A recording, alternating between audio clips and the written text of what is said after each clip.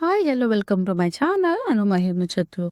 So, యాక్చువల్‌గా నేను రీసెంట్‌గా ఒక shampoo and conditioner and serum ఒక బ్రాండ్‌కి షిఫ్ట్ అయ్యాను. So, I'm saying good results నిజంగా హెయిర్ చాలా బావుంటుంది. నేను నెక్స్ట్ వీడియోలో అదేంటి అని డీటెయిల్‌గా చూపిస్తాను. సో, నాకైతే బెటర్ రిజల్ట్స్ వచ్చాయి. అదే బ్రాండ్‌లో మీరు మీ హెయిర్ టైప్‌కి సంబంధించినవి యూజ్ చేయండి. అవి చాలా మంచి ఇంగ్రీడియెంట్స్, మంచి ఫార్ములాస్‌తో చేసిన షాంపూస్. ఈవెన్ డెర్మటాలజిస్ట్ గూడా రికమెండ్ చేశారు దాన్ని. సో, మంచిగా మీరు మీ హెయిర్‌కి ఎట్లా యూజ్ అవుతుంది, ఏ ఫార్ములా బెస్ట్ అనుకుంటారో అది చూస్ చేసుకొని యూజ్ చేయండి. నేనైతే నా హెయిర్‌కి ఏది కావాలో అది యూజ్ చేస్తున్నాను. నెక్స్ట్ వీడియోస్‌లో కూడా మీకు షేర్ చేస్తాను. ఆఫ్టర్ మై డెలివరీ నేను చాలా హెయిర్ లాస్ అయ్యాను. ఇది యూజ్ చేసేప్పుడు కొంచెం కొంచెం బెటర్ రిజల్ట్స్ నేను చూస్తున్నాను. నా హెయిర్ రీగ్రోత్ అవుతుంది. సో, ఇది యాక్చువల్‌గా సండే వ్లాగ్. ఇది చాలా రోజుల బ్యాక్ వ్లాగ్. నేనిప్పుడు ఎడిట్ చేస్తున్నాను. సో, యాక్చువల్‌గా మా అత్తయ్య గారు కుకింగ్ చేస్తారు. ఈరోజు మా అత్త ఫిష్ కర్రీ చేస్తున్నారు. ఫిష్‌లో కొంచెం బెండకాయ వేసి చేస్తున్నారు. సో, మనం యాక్చువల్లీ ఫిష్‌లో బెండకాయ వేసుకుంటారు, వంకాయ వేసుకుంటారు, మ్యాంగో వేసుకుంటారు.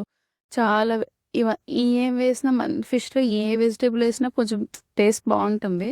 సో, మెయిన్‌గా ఈ ములంగాడ, వంకాయి, బెండకాయి, మ్యాంగో ఇవైతే ఆసమ్ ఉంటాయి టేస్ట్. మా అత్తయ్య వంట చేసేటప్పుడు మా అత్త వంట మా మావయ్య గారికి చాలా నచ్చుతుంది. అండ్ నాకు గూడా నచ్చుతుంది. బట్ మావయ్య గారు అత్త వంట చేస్తేనే తింటారు ఇష్టంగా. మామూలుగా నేను వంట చేస్తే నార్మల్‌గా తింటారు తప్ప, అత్తయ్య వంట చేస్తేనే ఇష్టంగా తింటారు. అండ్ నా వంట మా ఆయన ఇష్టంగా తింటాడు బావుంది అనుకోని.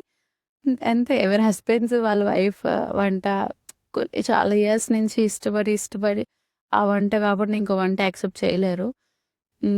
సో, ఇన్‌ఫాక్ట్ మా అత్తయ్య కూడా చాలా బాగా కుక్ చేస్తారు. ఏ ఇంగ్రీడియెంట్స్ వేయకుండా నార్మల్‌గా చేసినా కూడా చాలా మంచిగా కుక్ చేస్తారు.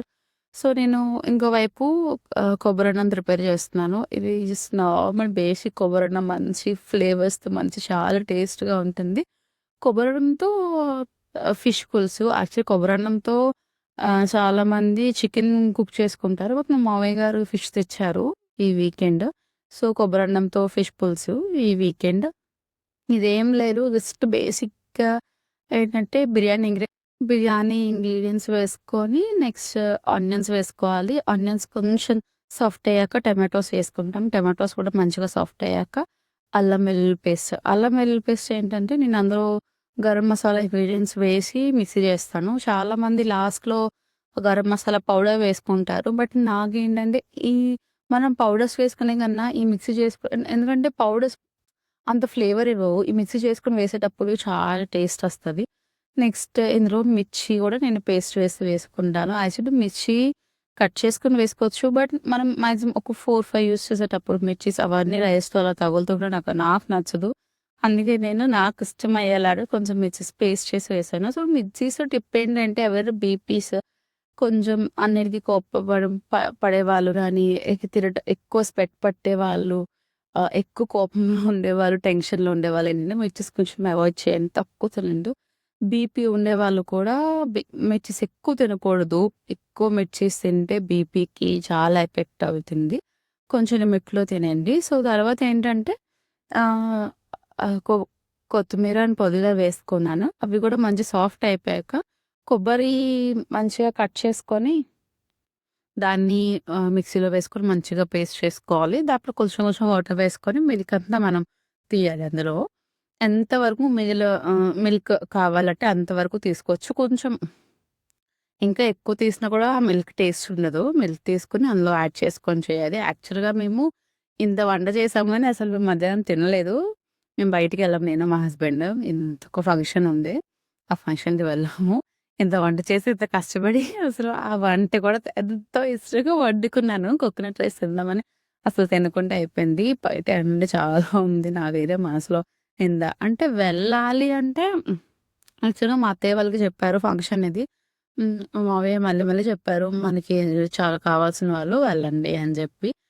ఇంకా చెప్పిన తర్వాత అంటే ఆయనకి అవ్వలేదు. సో, మమ్మల్ని వెళ్ళమన్నారు. మా ఆయన ఒక్కరు వెళ్ళలేక నన్ను తీసుకొని ఎళ్ళాడు. సో, నాకు ముందే అనిపించింది ఈ ఎండలో అసల ఇంత జర్నీ చేసి మేముండేది మధురవాడ. ఆ ఫంక్షన్ ఏమో వైజాగ్‌లో బీచ్ రోడ్‌లో. సో, ఇంత జర్నీ చేసి ఇంత ఎండలో ఎళ్లి ఏం తింటాము? అది గూడా ఇది హాఫ్ సారీ ఫంక్షన్ కాబట్టి నాన్ వెజ్.